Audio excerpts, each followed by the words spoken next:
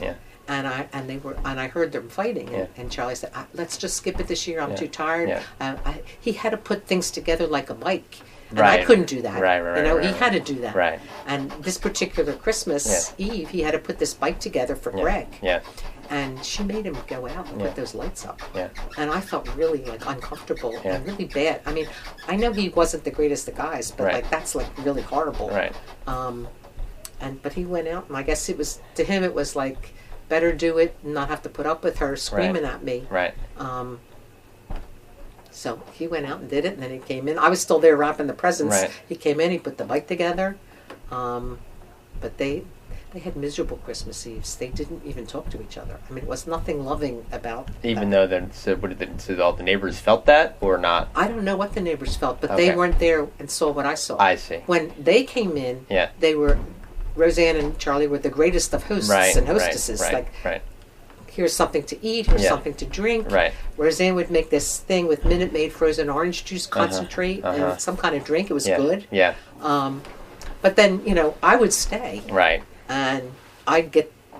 I guess it was when it was down to just me, and I was quietly sitting there, they became themselves. Yeah. And it was pretty bad. Yeah. I mean, they did not have good Christmas Eves, as far as I'm concerned. And I don't know what they would have done if I hadn't wrapped all the presents. I guess they would have had to stay up and do it. Yeah. Because they can't have the kids come down and not have the presents wrapped. Right. But as it was way late in the morning before they even finished what they were doing. So, but that's an aside. The Roseanne brought an energy to the block that probably was really needed at that time. That was really, I think, very positive, really positive for the neighborhood. Yeah. And a real cultural shock. I mean, there were Christmas lights out. That didn't happen on Souter Street. Right. But her house, and she wasn't shy about it. Right. I mean, she had holly up the railing, and it wasn't like she was pretending not to celebrate Christmas. And I have to give her credit for that, because it was the only house. Right. And I also give both of them credit for sort of when they invited everybody in for Christmas Eve, that sort of took the sting out of it. And it was kind of a smart move. Right. You know what I'm saying? Because it's like, be part of it. And then you'll kind of desensitize. And that's pretty much what happened. Like I said, my mother really liked Roseanne. Right. And back then, I really liked her too. And I still to this day, and I spent a lot of time with her at the shower. Yeah. I feel, sometimes I want to oh, what the fuck is with this woman? And the next minute is, I want to hug her. Right. And I feel both of those things within 15 minutes of each other. Right. And that's really how I feel about Roseanne. Yeah.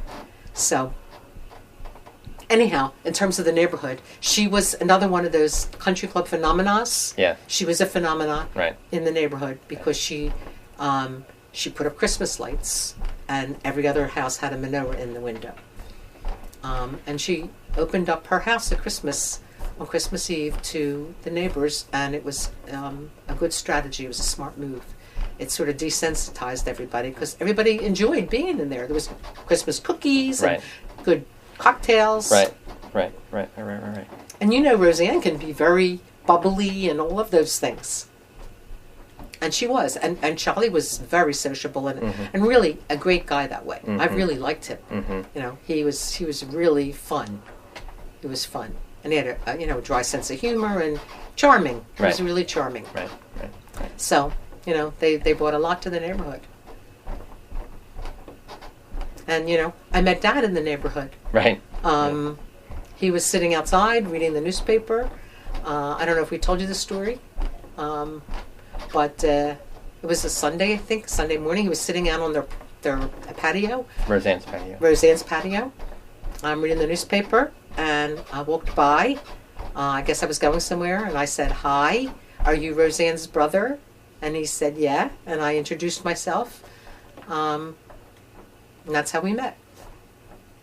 And then, of course, there's the funny story of him coming back later when his father died. He was packing up the bus and I happened to be in Grandma